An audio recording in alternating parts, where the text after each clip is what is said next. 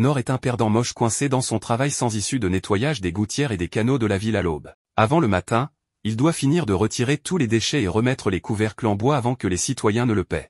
Après son travail du matin, il se dirige vers le chantier de construction en dehors de la ville, où il porte des sacs et effectue des travaux manuels toute la journée. Quand l'après-midi arrive, Nord entend quelqu'un crier à l'aide dans le donjon voisin. Il court rapidement pour aider et voit un groupe de chevaliers protégeant une fille attachée contre un énorme monstre vache. Il y a 15 ans, au nord-ouest du royaume de Clay, Nord est encore un garçon normal faisant des corvées à la maison. Il entretient le feu, fait bouillir de l'eau chaude et prépare du thé chaud pour sa mère malade. Ensuite, il doit aller au champ et s'occuper de leur troupeau de chèvres. Il promet à sa mère de ne pas aller au-delà du rocher qui borde leur terrain, et aussi de ramener un lapin sauvage pour le dîner. Avant de partir, sa mère essuie la suie sur le visage de Nord et s'excuse de lui être un fardeau. Tout ce qu'elle souhaite, c'est que Nord vive la vie qu'il veut. Plus tard cette nuit-là, Nord prépare leur soupe de lapin pour le dîner, mais quand il apporte un bol pour sa mère, elle est déjà décédée. Il enterre sa mère à côté de son père, et la vie de Nord vivant seul commence.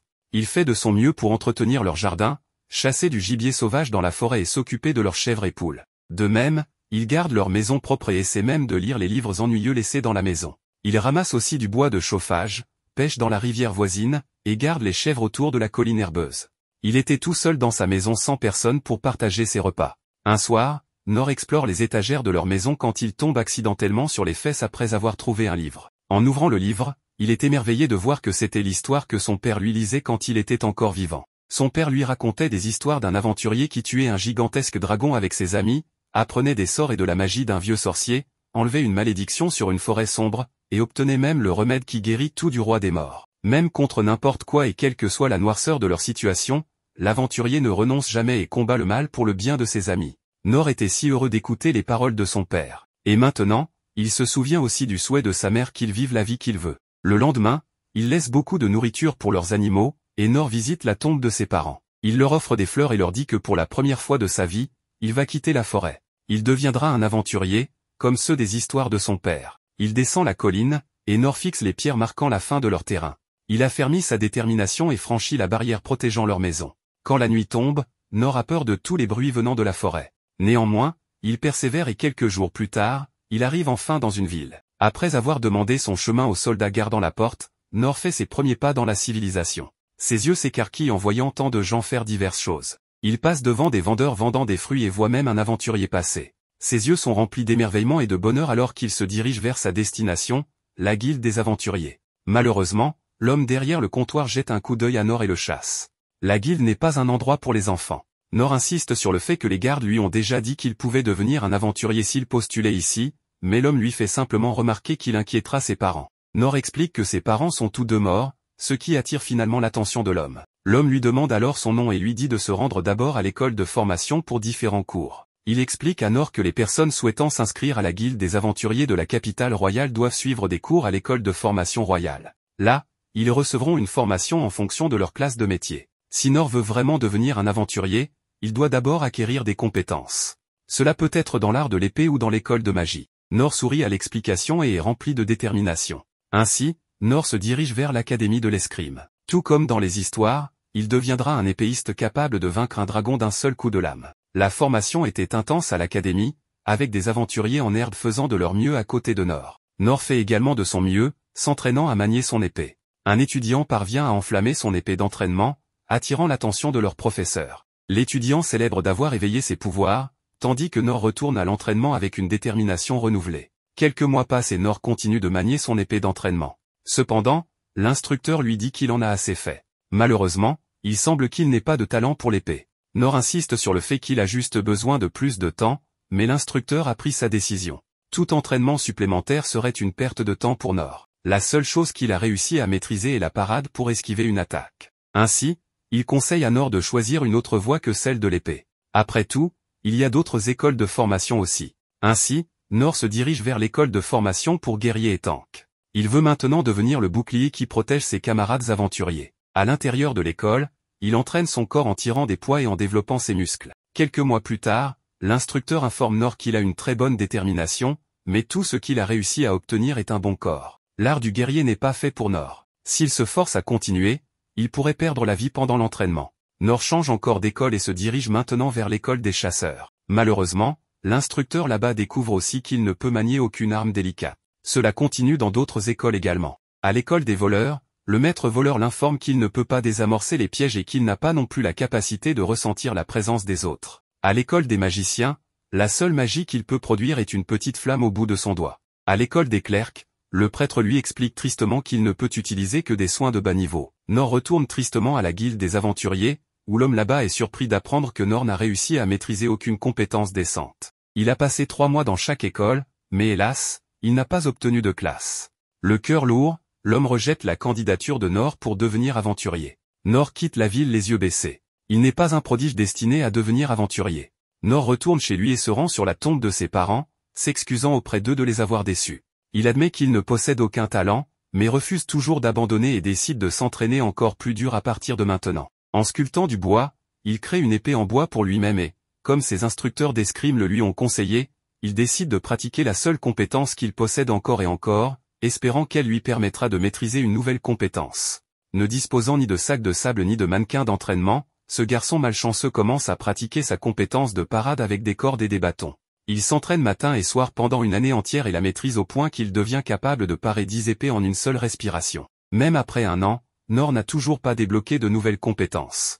Mais il garde de grands espoirs car il devient de plus en plus habile à parer et continue à s'entraîner cette unique compétence pendant les 3 années suivantes. Il a beaucoup grandi après ce saut dans le temps, et ses mannequins d'entraînement ont également changé. Ils ont pris la forme de beaucoup plus grandes épées maintenant et semblent plus organisés. Nord peut même parer 100 épées en une seule respiration maintenant, mais ce qui n'a pas changé, c'est son maigre ensemble de compétences. Il se rend compte que si cela continue ainsi, il ne pourra jamais devenir un aventurier. Mais le rêve de devenir le plus grand aventurier le maintient en vie. Comme il a entraîné la même compétence pendant plus de 4 ans, il a tellement de force innée qu'il peut même casser son épée simplement en la serrant avec ses mains nues. Il reprend espoir quand il remarque soudain qu'il peut guérir sa propre main pendant un moment, alors il continue à s'entraîner comme un champion pendant encore 10 ans. Après cette période, la compétence de parade de Nord devient si puissante qu'un seul coup de son épée peut faire trembler toute la forêt autour de lui. C'est grâce à son entraînement sans relâche pendant plus de 14 ans qu'il peut maintenant parer 1000 épées en bois à la fois. Mais il n'en est toujours pas satisfait parce que,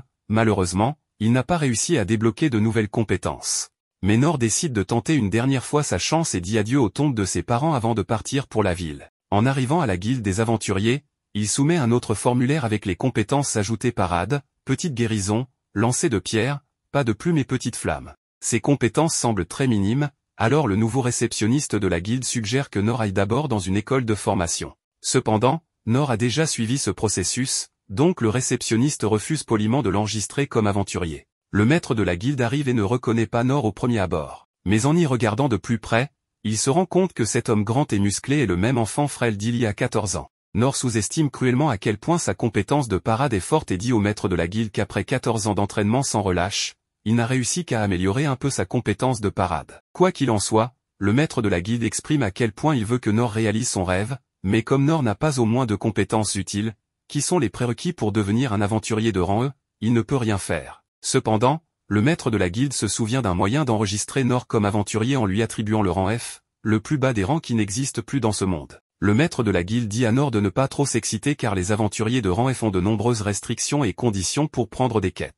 Par exemple, un aventurier de rang F est interdit de prendre des quêtes d'aventurier qui impliquent de tuer quoi que ce soit ou de sortir de la ville pour rassembler des objets. La seule chose permise est de faire des tâches diverses à l'intérieur de la ville. En gros, si Nord devient un aventurier de rang F, il sera un travailleur non officiel. Pourtant, il est d'accord avec cela, et il obtient donc sa licence d'aventurier du maître de la guilde. Ravi de cet accomplissement, Nord sort de la guilde des aventuriers et commence immédiatement à prendre des quêtes en ville. En utilisant sa compétence de renforcement physique, il peut soulever beaucoup plus que la personne moyenne et livre des objets lourds avec facilité. En utilisant sa compétence de pas de plume, il attrape un chat perdu sans révéler sa présence et le ramène à son propriétaire. Le chat lui griffe le visage, alors il utilise sa compétence de petite guérison et guérit immédiatement ses blessures. Le soir, Nord continue à entraîner sa compétence de parade encore plus, et la nuit, il prépare de délicieux repas en utilisant sa compétence de petite flamme pour les personnes âgées dans le besoin. Avec ses compétences modestes, il est devenu utile aux habitants de cette ville, et cela suffit à remplir son cœur de contentement. Le lendemain, il fait des travaux de nettoyage, du travail manuel et même aide à la construction. Et après avoir terminé sa commission pour la journée, c'est là qu'il entend les cris d'une fille suppliant de l'aide depuis une caverne lointaine. Nor se précipite vers la caverne pour aider la personne en détresse et est choqué de voir qu'un énorme minotaure avec une hache essaie d'attaquer une fille innocente. De nombreux chevaliers tentent de protéger la fille, mais ils ne font pas le poids face à ce monstre terrifiant. Voyant que tous ces chevaliers meurent en vain, Nor s'avance avec une épée et utilise sa seule compétence, la parade, pour contrer les attaques mortelles du monstre. Bien qu'il ait distrait le monstre assez longtemps pour que la fille puisse s'échapper, la fille stupide est trop terrifiée pour bouger. Finalement, le monstre la cible à nouveau, mais Nor saute devant elle et par une autre attaque, ce qui finit par détruire son épée. Alors que le monstre met toute sa force dans sa prochaine attaque, Nor part une fois de plus de toutes ses forces, ce qui fait ricocher la hache du monstre et frapper son propre coup, le décapitant complètement.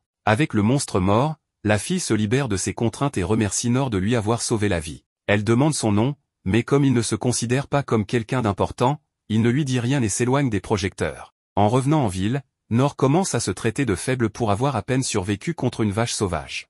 Il ne se rend même pas compte que la vache qu'il vient de vaincre était en fait un puissant minotaure démoniaque. Il est vraiment la personne la plus ignorante de l'histoire de l'anime. Après la bataille brutale avec le minotaure, les autres essaient maintenant de tout nettoyer. Ils commencent par retirer la grande hache de bataille incrustée dans le bâtiment et nettoient le corps du minotaure à proximité. Les corps des défunts sont étendus, et la fille aux cheveux blancs, Lynn, rend hommage. Une chevalière de garde, Inès, arrive en courant et s'excuse auprès de Lynn de ne pas l'avoir accompagnée. Cependant, Lynn insiste qu'Inès n'a rien fait de mal, c'était elle qui avait insisté pour voyager seule pour le rite de succession. Un autre chevalier, Dulken, les approche et les informe qu'ils devraient retourner au château sans tarder. Après tout, leur seigneur voudrait entendre les détails de l'événement. Au château, Dulken rapporte tout à leur rein, un minotaure de l'abîme, la profondeur la plus intérieure du donjon, avait été invoquée. Ils supposent qu'il s'agit d'une tentative d'assassinat sur Lynn puisqu'ils ont trouvé une bague sur un cadavre à proximité. Ils ont fait examiner la bague par le souverain des sorts, Oken, et ont trouvé une pierre de mana trop pure pour être trouvée sur le marché. Oken a alors retracé le motif du sort restant sur la pierre de mana et a conclu qu'il provenait de l'empire magique de Dolida. Cependant, il ne s'agit pas d'une simple tentative d'assassinat.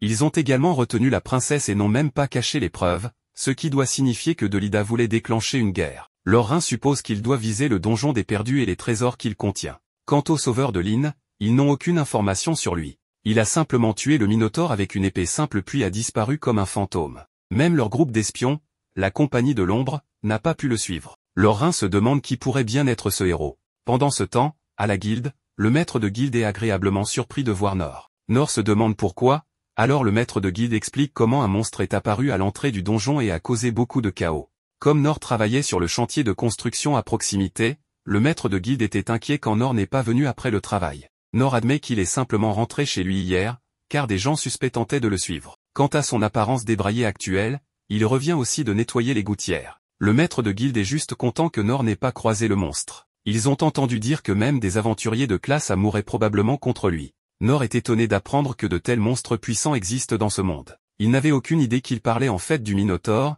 car Nor pense toujours qu'il a juste combattu une vache ordinaire hier. Leur conversation mène ensuite à l'homme mystérieux qui a tué le monstre d'un seul coup et a mystérieusement disparu à nouveau. Nor est étonné d'apprendre qu'il existe des gens super forts là-bas. Nor a vraiment besoin d'ajouter des points de statut à la connaissance, pas seulement à la parade. Pour l'instant, Nor reçoit son paiement pour le nettoyage des gouttières. Ils sont ensuite interrompus lorsqu'une figure en cape apparaît soudainement. C'était la fille aux cheveux blancs que Nor avait sauvée hier, la princesse Lynn. Bien sûr, Nor n'a aucune idée de qui elle est.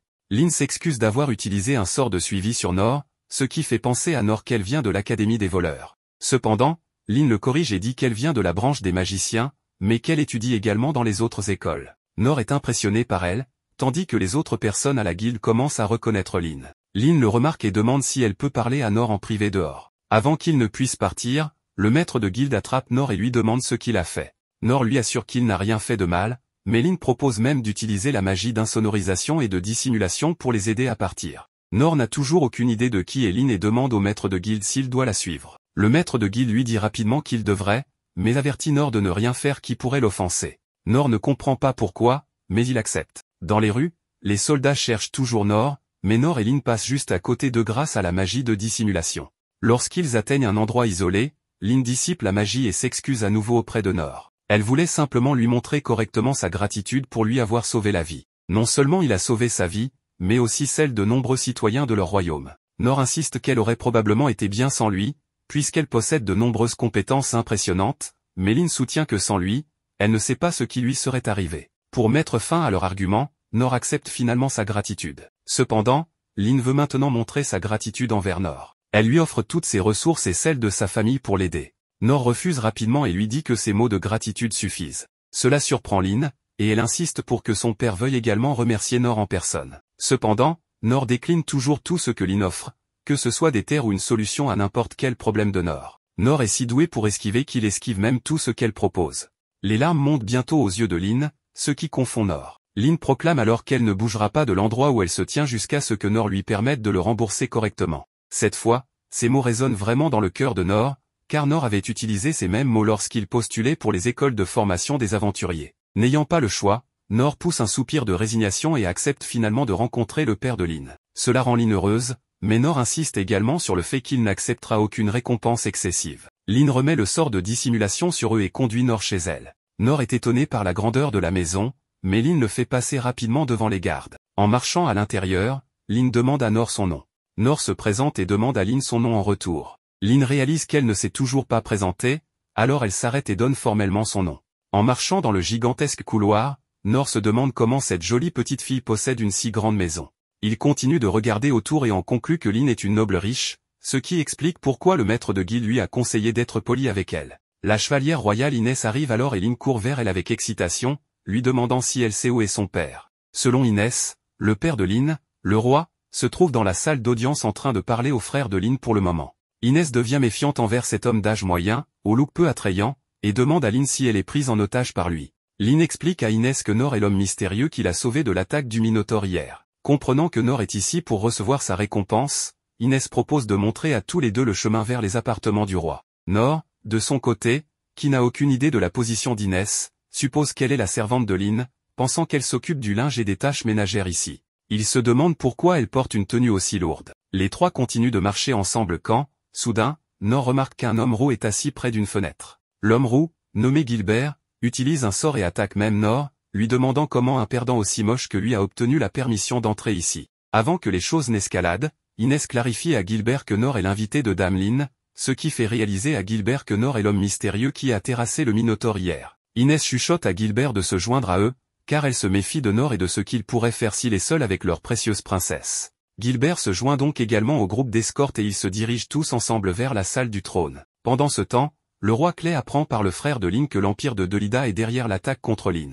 Apparemment, ce royaume et l'empire de Delida ont un traité de non-agression, et le roi Clay se demande pourquoi ils essaient soudainement de rompre ce traité. Lors d'une réunion antérieure avec l'empereur de l'empire de Delida, l'empereur a clairement exprimé son désir d'obtenir les droits sur le donjon de ces royaumes à cause des trésors qui s'y trouvent. L'empereur voulait également le soutien militaire de l'armée du roi Clay, affirmant que les deux parties en bénéficieraient si Clay se conformait, puisqu'il n'y aurait pas de guerre. Clay explique clairement qu'il ne veut pas céder son pays à un empereur avide, il décide donc avec son fils Rhin de s'opposer à l'empire de Delida. Lin entre dans la salle et est ravie de voir son père. Elle et les chevaliers montrent un respect approprié à leur roi, mais Nor, qui n'a aucune idée de qui est le roi Clay, s'approche de lui de manière décontractée. Rhin remarque que Lin porte le manteau de l'ermite, il lui demande donc pourquoi elle l'a pris sans permission. Lin explique qu'elle l'a fait pour dissimuler son identité alors qu'elle cherchait son sauveur à l'extérieur. En parlant de cela, elle présente son sauveur, Nor, au roi, qui descend pour le remercier personnellement d'être venu les voir. Nor s'excuse immédiatement auprès du roi Clay de ne pas connaître les manières appropriées pour parler aux nobles et s'excuse à l'avance s'il fait quelque chose de grossier par accident.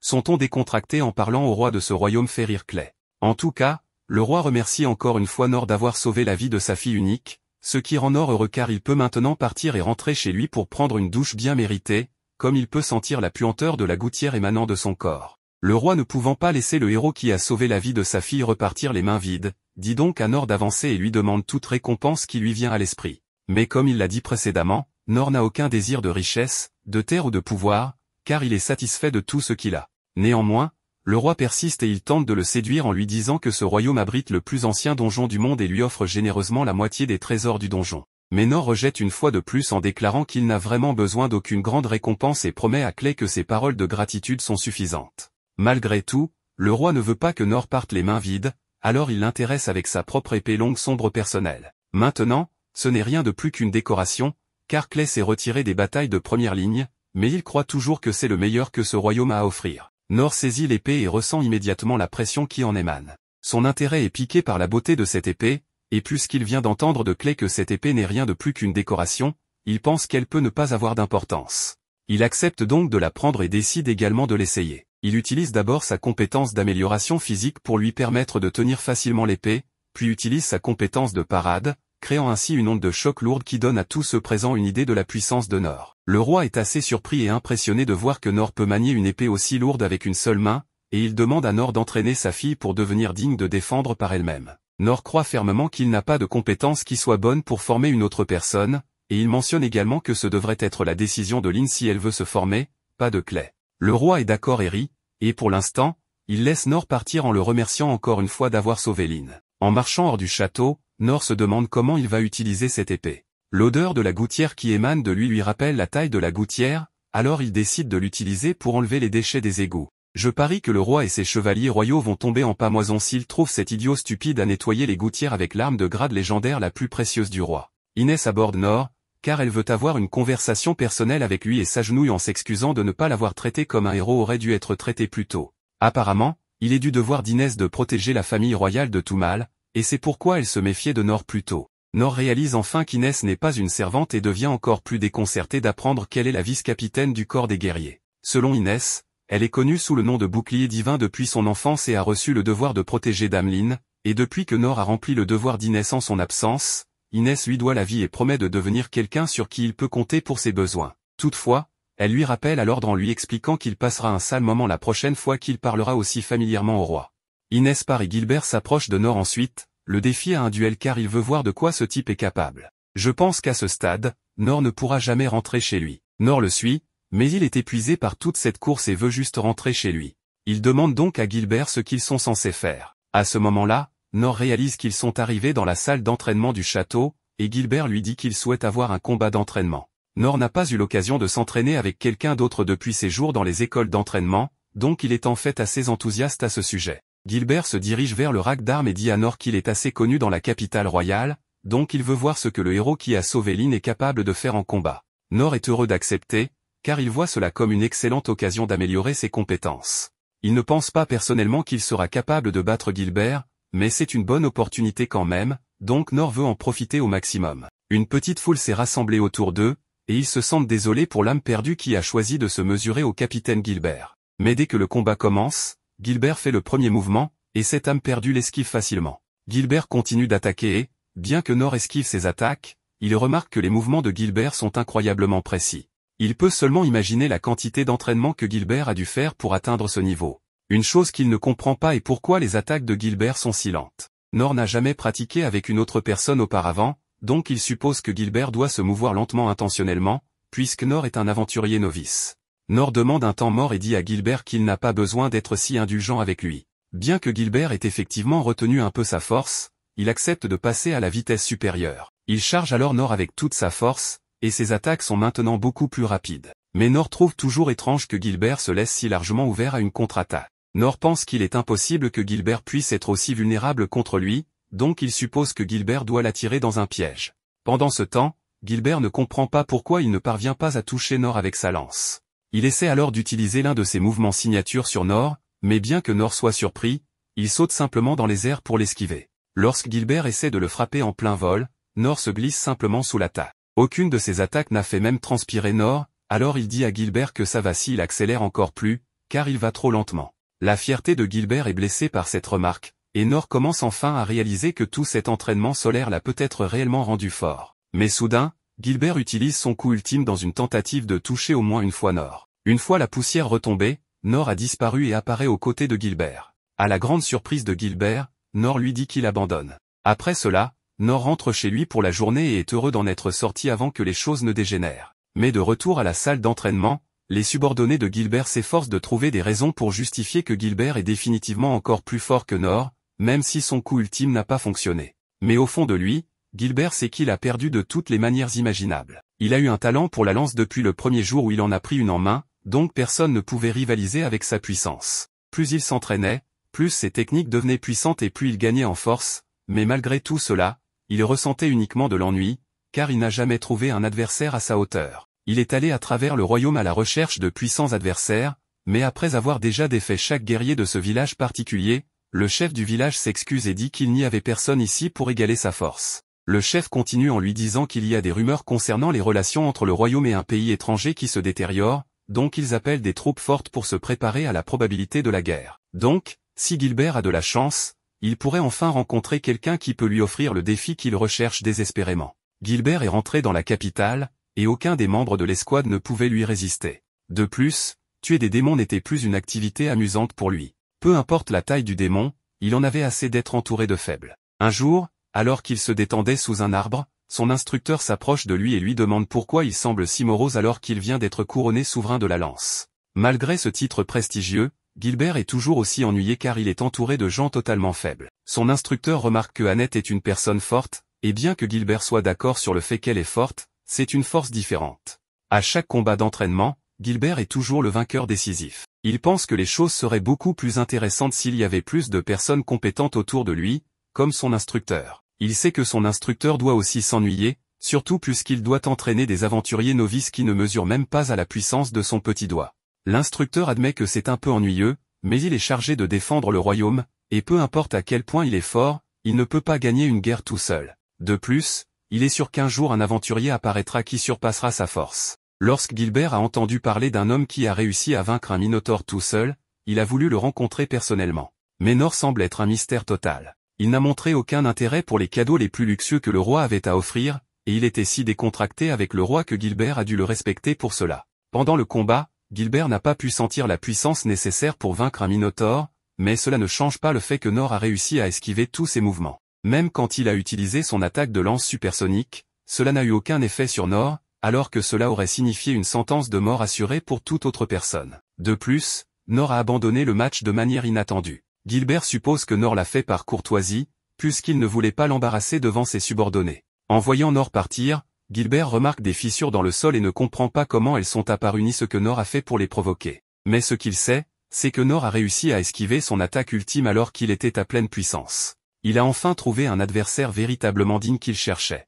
En rentrant chez lui, Nor pense à quel point il était naïf de penser qu'il était fort. Lorsque Gilbert a utilisé son attaque ultime, même après que Nor ait utilisé ses capacités d'amélioration physique et de pas de plume, il a à peine réussi à éviter le coup. Gilbert devait probablement retenir juste assez pour prouver un point, car il est impensable qu'il utilise un coup létal dans un combat d'entraînement. Nor est reconnaissant envers Gilbert pour lui rappeler qu'il est encore faible, donc il va s'entraîner encore plus dur à partir de maintenant. Le lendemain matin, Nor est occupé avec son travail habituel de nettoyage de gouttières, utilisant l'épée légendaire pour le faire. Il est choqué par l'efficacité de l'épée, car les gouttières n'ont jamais été aussi propres. Et grâce à la durabilité de l'épée, elle n'a même pas été légèrement rayée après tout ce que Nor a fait avec. Cependant, une fois qu'il a terminé le nettoyage des gouttières, il n'a rien à faire, car son travail de construction a été mis en attente en raison de l'incident dans le donjon. Comme il n'est autorisé qu'à accepter des missions de rang F, s'il n'y a plus de travail dans la capitale royale, il pourrait avoir des jours entiers sans rien faire. Nor ne veut pas que cela arrive,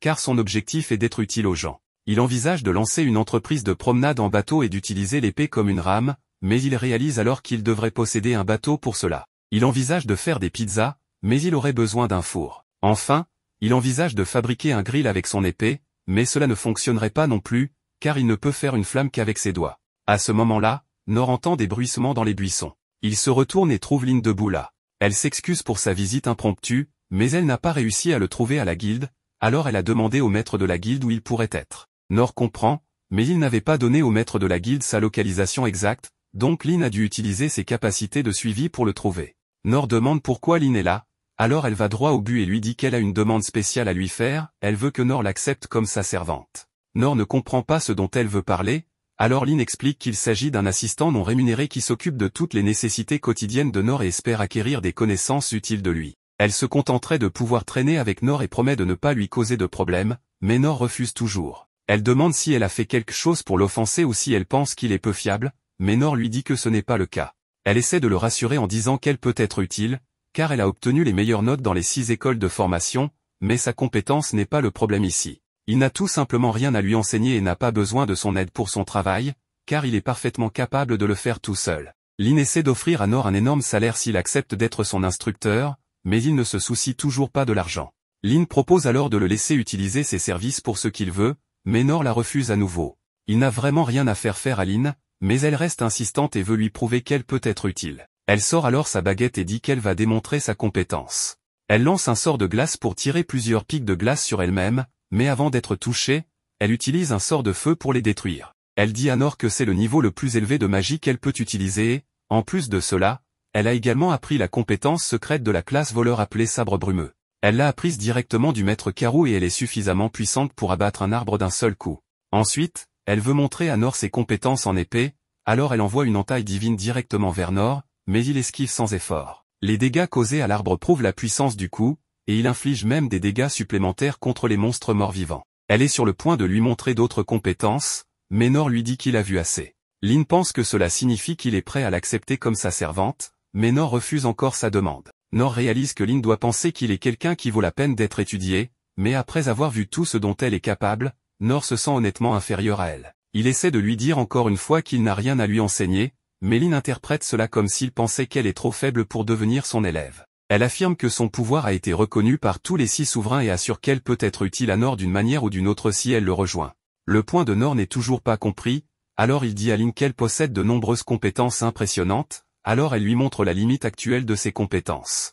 Lin est laissée sans voix et laisse Nor tranquille pour aujourd'hui. Mais en rentrant chez elle, elle se souvient de l'histoire d'un garçon sans talent qui a traversé toutes les 6 écoles de formation. Les gens pensaient souvent que ce n'était rien de plus qu'une légende fabriquée, puisque la plupart des adultes s'effondreraient sous la pression du programme de formation rigoureux dans une école, sans parler de compléter les cours dans les 6 écoles. Lin avait aussi pensé que c'était une histoire fausse, mais elle a réellement rencontré cette personne lorsqu'elle l'a sauvée d'une mort certaine. Oken lui avait montré quelque chose d'intéressant à propos du sort de base flamme minuscule. Bien que la flamme créée soit généralement aussi petite qu'un point, avec suffisamment de pratique, on peut faire grandir légèrement la flamme. Cela n'avait aucune utilité pratique pour lui, mais il était en vie depuis 200 ans à ce moment-là, donc pratiquer la flamme minuscule était devenu un passe-temps pour lui. Lin avait fait plusieurs tentatives pour agrandir sa flamme minuscule, mais peu importe ce qu'elle faisait, elle ne grandissait pas du tout. C'est quelque chose qui nécessite une dévotion inflexible sur une longue période, ce qui explique pourquoi elle a été si choquée lorsque Nor a réussi à créer une flamme minuscule massive,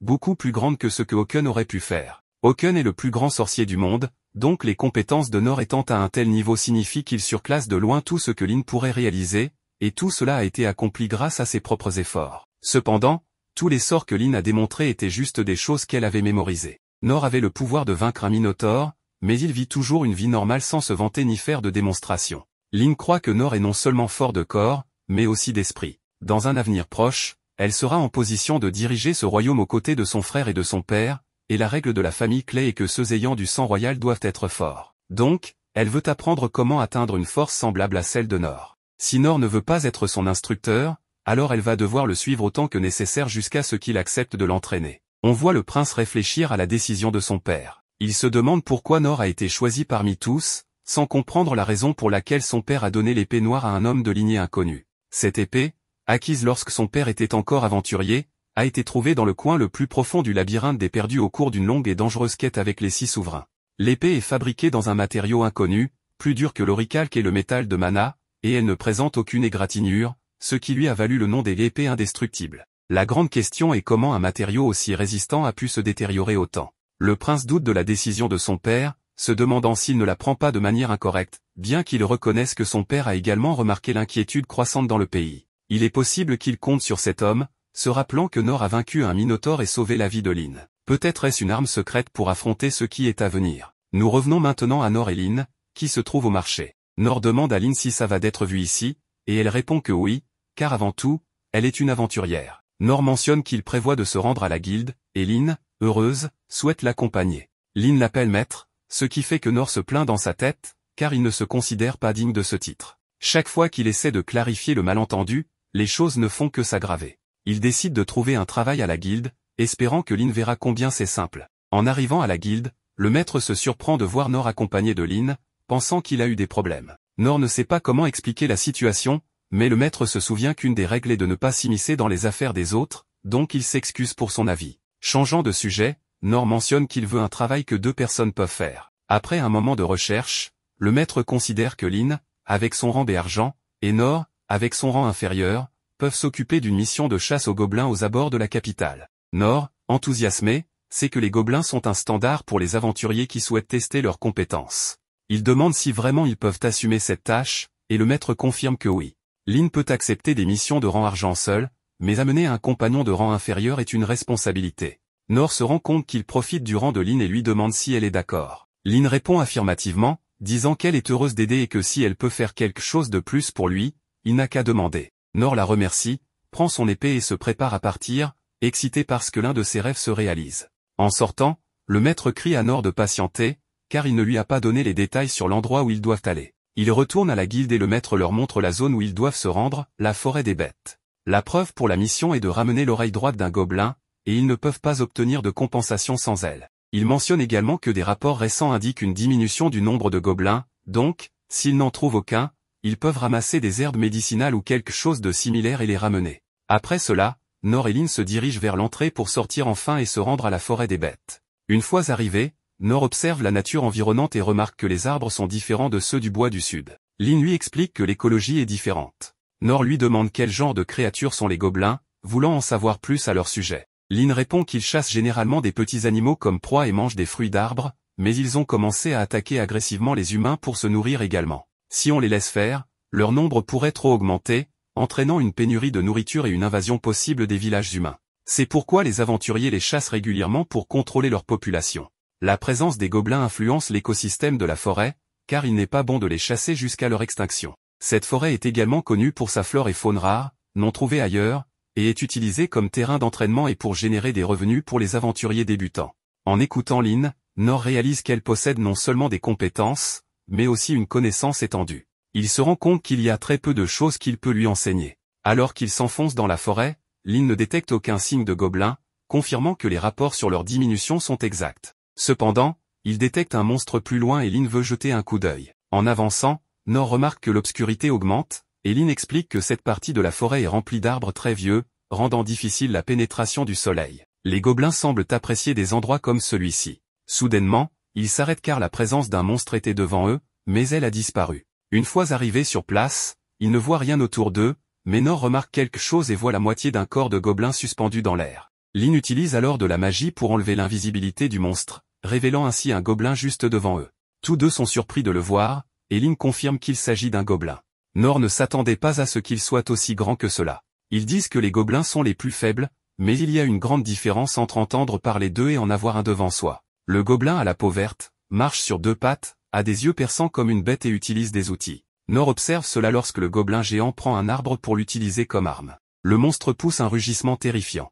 Nor pense que tous les aventuriers traitent avec des monstres comme cela sans problème, mais en voyant Lin, il remarque qu'elle est effrayée, ce qui est compréhensible car bien qu'elle soit bénie avec des compétences, elle a encore très peu d'expérience en combat réel. Il lui dit de ne pas avoir peur car ils n'ont qu'un gobelin à affronter, et qu'ils réussiront à le vaincre ensemble. Cela redonne du courage à Lin, qui se montre déterminée à se battre à ses côtés. En voyant le monstre, Lin comprend immédiatement qu'il s'agit de l'empereur gobelin, une sous-espèce du roi gobelin, considéré comme une menace extrême. L'empereur gobelin est un monstre créé à partir de manipulations génétiques humaines dans des recherches détournées qui ont révélé ce savoir interdit. Il est désormais également interdit, et de plus, il mange les membres de sa propre espèce. Le gobelin ingère ce pouvoir et devient plus fort. En voyant la réaction de Nor, qui veut se battre contre ce monstre, Lin pense qu'il est venu ici parce qu'il savait déjà cela. Elle croit que la raison pour laquelle il a pris ce travail avec autant d'enthousiasme était pour éliminer cette menace que personne ne connaissait. Bien qu'elle soit convaincue de cela, ce n'est pas le cas des deux aventuriers qui ont mal compris la situation.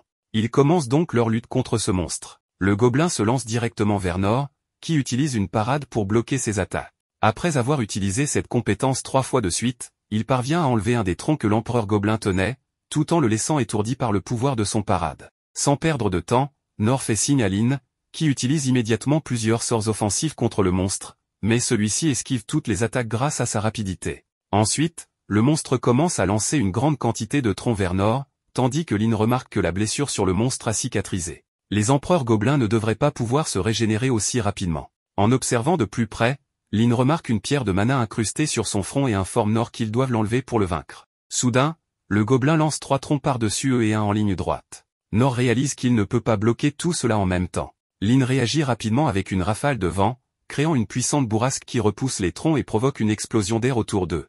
Après cette attaque, Lin constate que l'empereur gobelin régénère constamment son pouvoir avec la pierre de mana. À ce rythme, il risque de manquer de résistance et de magie. En réfléchissant, Nor a une idée, il propose à Lin de diriger le sort qu'elle vient d'utiliser pour le propulser vers Gobelin. Lin le prévient que ce sort est très puissant, Mais Nor précise qu'il ne frappera pas directement avec le sort mais l'épée qui pourrait le supporter. Il pense que c'est leur seule chance de se rapprocher rapidement de lui. Lin accepte de le faire, se positionne et lance le sort vers l'arrière de Nor, le propulsant avec une force puissante contre le monstre. La puissance du sort le rend inconscient pendant quelques secondes, mais il revient rapidement à lui. Nor utilise alors amélioration physique et pas léger pour éviter les troncs que lance le gobelin. Il utilise aussi soin personnel pour continuer à résister, puis effectue un grand saut pour frapper avec son épée la pierre de mana, réussissant ainsi à l'enlever de son front. Une fois la pierre en main, Lin se charge de tuer l'empereur gobelin toute seule. En toute sécurité, Nor pense qu'il est préférable de s'abstenir de tuer plus de gobelins pour le moment. Il ne devrait pas être trop confiant et se mettre dans des situations aussi dangereuses. Il décide d'affronter le prochain défi après avoir encore plus entraîné et renforcé ses compétences. En parallèle, des hommes discutent avec le prince au sujet de l'empereur gobelin. Ils sont stupéfaits de la puissance de la pierre de mana pure, et des rapports indiquant que l'empereur gobelin était plusieurs fois plus grand qu'un roi gobelin. Le prince a exprimé son avis, trouvant que quelque chose de ce genre est anormal, suggérant que l'empire magique pourrait être responsable de l'incident. Il lui explique que cette pierre de mana pourrait être le cœur d'un démon de la théocratie sainte de Mitre. Quant à Lin, elle n'a que des blessures mineures. Le monstre s'était caché derrière un puissant seau et les a attaqués en embuscade dans le bois des bêtes. Lin pense qu'il y est resté quelques jours, voire plus. Le prince est surpris d'apprendre cela et se demande comment ils ont pu transporter un objet aussi remarquable jusqu'à ce pays en premier lieu. En revenant à Nor et Lin, Nor raconte au maître de la guilde que le combat était beaucoup plus difficile qu'il ne l'imaginait, mais grâce à Lin, ils ont survécu. Le maître de la guilde suppose que Nor a seulement observé le combat de loin, et Nor admet que oui, car pour être honnête, il a à peine aidé. De plus, il n'a aucune idée de où il serait maintenant si Lin n'avait pas été là. Elle essaie de lui expliquer qu'il l'a aidé, mais on ne lui prête pas attention à ce moment-là. Dans son rapport, Nor mentionne la pierre de mana sur le front du gobelin, ce qui attire l'attention du maître de la guilde. Celui-ci demande s'il est sûr qu'il s'agissait bien d'un gobelin, et Nor répond que oui, il en est convaincu. D'un autre côté, Lin croit fermement en ses paroles, le considérant comme expérimenté, et ne tient pas compte de ce que disent les autres. Le maître de la guilde suppose donc qu'il s'agissait d'un gobelin rare et leur demande de lui apporter l'oreille droite du monstre. Cependant, Nor et Lin ont l'air déçus en devant lui annoncer qu'ils ont brûlé le gobelin jusqu'à réduire en cendres, ce qui signifie qu'il se retrouve sans récompense. Dans le château, le prince Rein reçoit un rapport compilé des incidents étranges qui se sont récemment produits dans le royaume, et il est choqué de réaliser que beaucoup de ces rapports sont similaires à l'incident qui a eu lieu dans la forêt des bêtes, ce qui signifie que l'ennemi a déjà infiltré le royaume à un haut degré. Il ordonne au service secret de rassembler tous les membres disponibles avec des compétences de recherche et de se rendre dans la forêt pour voir s'ils peuvent débusquer des intrus. Il souhaite également que les 6 maîtres soient appelés pour aider, car cela pourrait être une urgence sérieuse. Les services secrets partent pour exécuter ces ordres et Rein n'en revient pas de ne pas avoir réalisé cela plus tôt. Il n'a aucune idée de ce que l'Empire magique pourrait planifier, mais il est dégoûté qu'il soit prêt à mettre en danger la vie de tous les citoyens innocents simplement parce qu'ils veulent récupérer les droits sur le donjon. Pendant ce temps, Nor et Lin sont en train de manger un morceau, et heureusement, le maître de guilde a été assez aimable pour donner à Nor la récompense malgré l'absence de preuves. Il sait que Nor et Lin ne mentiraient pas à ce sujet et qu'un seul gobelin ne vaut pas grand-chose de toute façon, donc il n'a vu aucun mal à le faire. Nor est heureux d'avoir réussi sa première chasse avec Lin, mais il commence à se demander combien de temps elle a l'intention de rester. Il est déjà le soir, donc le roi doit avoir commencé à s'inquiéter maintenant. Pile à ce moment, Lin se tourne vers Nor et dit qu'il est temps pour elle de rentrer chez elle pour la journée, mais qu'elle reviendra demain pour traîner de nouveau. Juste avant qu'elle ne parte, Rein arrive, mais il n'est pas là pour Lin. Il est en fait venu chercher Nor, car il a une requête à lui faire. Il s'excuse de lui demander cela si soudainement, mais il veut que Nor se rende demain matin dans une ville du district de la montagne avec Lin. Il dit qu'il fournira une calèche ainsi qu'une escorte pour le voyage et, bien sûr, Nor sera bien rémunéré pour le dérangement. Nor semble d'accord, donc il accepte la demande de Rein, même s'il n'a pas reçu beaucoup de détails sur la mission. Mais la raison pour laquelle Nor a accepté en premier lieu n'a rien à voir avec la mission, il n'a jamais eu l'occasion de monter dans une calèche auparavant, donc il voulait voir ce que cela faisait. Alors que la calèche traverse le paysage, Nor est émerveillé par toute la belle scène, car les seuls endroits qu'il a jamais vus sont sa maison et la capitale. Cependant, Lin ne semble pas autant apprécier le trajet que lui. Il lui demande si elle n'aime pas le paysage, mais Lin reconnaît que c'est plutôt beau, elle se sent juste mal que Nor ait été chargé d'une requête de la part de son frère. Nor lui dit qu'elle n'a pas besoin de s'inquiéter, car il est bien payé pour cela et il lui doit toujours une faveur pour l'avoir aidé lors de la chasse aux gobelins de toute façon. Avant leur départ, Rein leur a expliqué l'itinéraire de leur calèche, en disant qu'ils se dirigeraient d'abord vers le district montagneux de Tolos et, une fois là-bas, ils attendraient un peu avant de continuer. Si rien d'étrange ne se produit pendant qu'ils sont là, alors ils avanceront et traverseront la montagne en direction de la théocratie sainte de Mitra. Nor a demandé s'il était vraiment correct qu'il soit payé pour cela s'il n'avait rien à faire, et Rein a dit que c'était bien, mais que Nor ne ferait rien seulement dans le meilleur des cas, où rien ne se passerait mal. Lynn espère vraiment que tout se passera bien, mais même si les choses tournent mal, elle est là en tant que secours. Elle ne veut pas mentionner cela, mais Rein lui a donné un ordre secret avant leur départ. Il lui a dit que dans un avenir proche, une crise sans précédent frapperait la capitale royale et qu'il ne pourrait pas faire grand-chose pour l'empêcher. Il a donc dit à Lynn que si elle recevait des nouvelles de la destruction de la capitale royale, elle devait fuir à Mitra avec Nor et Lynn. Il n'a pas informé Lynn de ce plan, car il savait qu'elle voudrait sûrement rester et se battre pour la capitale, et il ne peut pas la laisser se mettre en danger. Elle pense que ce n'est pas une bonne idée de quitter la capitale en tant qu'escorte de Lynn et Nor alors qu'ils sont à la veille d'une crise, mais Rein insiste sur le fait que son travail est d'une importance capitale. Elle est la seule à qui il peut confier la sécurité de Lynn, donc il a besoin qu'elle veille à ce que Lynn reste en sécurité, quoi qu'il arrive. Revenons au présent, Nor et les autres font actuellement une pause près d'une rivière. Inès prend un moment pour s'excuser auprès de Nor de l'avoir mêlée à tous ses ennuis. Nor ne comprend pas ce qu'elle veut dire, car il s'agit censément d'un voyage ordinaire. Plus important encore, il remarque qu'Inès semble contrariée par quelque chose, alors il lui demande si quelque chose la dérange. Elle répond qu'elle est un peu inquiète en ce moment, surtout avec ses responsabilités d'escorte actuelles, ce qui signifie qu'elle doit également protéger Nor. Nor lui dit qu'elle n'a pas à s'inquiéter pour lui, car il est parfaitement capable de se défendre et, si les choses deviennent vraiment mauvaises, il fuirait si nécessaire. Inès lui dit qu'il ne devrait pas faire ça, car si les choses tournent mal, elle pourra les protéger, lui et Lynn, avec son bouclier. Nor est surpris qu'Inès ait un bouclier avec elle, car elle ne semble pas avoir d'équipement sur elle. Alors, Inès lui propose de lui montrer son bouclier et utilise sa compétence pour générer un bouclier de lumière verte devant elle. Nor est encore plus impressionné qu'avant, et Inès lui dit qu'il peut se réfugier derrière lui s'il se retrouve en grand danger. Selon ce qu'il a entendu de Lynn, Gilbert est censément assez fort pour abattre un dragon à lui seul, et Inès est presque égale à lui en termes de force. Pendant ce temps, Nor pense qu'il est comparativement faible puisqu'il peut à peine gérer un gobelin. Il dit à Inès qu'il pense qu'elle est incroyablement talentueuse, mais elle n'appellerait pas cela du talent. Elle explique qu'elle avait réalisé qu'elle avait un pouvoir spécial en elle lorsqu'elle était enfant à l'orphelinat, mais elle ne savait toujours pas ce que c'était. Un de ses amis a vu la lumière émanant de sa main et a décidé de la toucher, mais cela a conduit à une blessure pour l'ami d'Inès.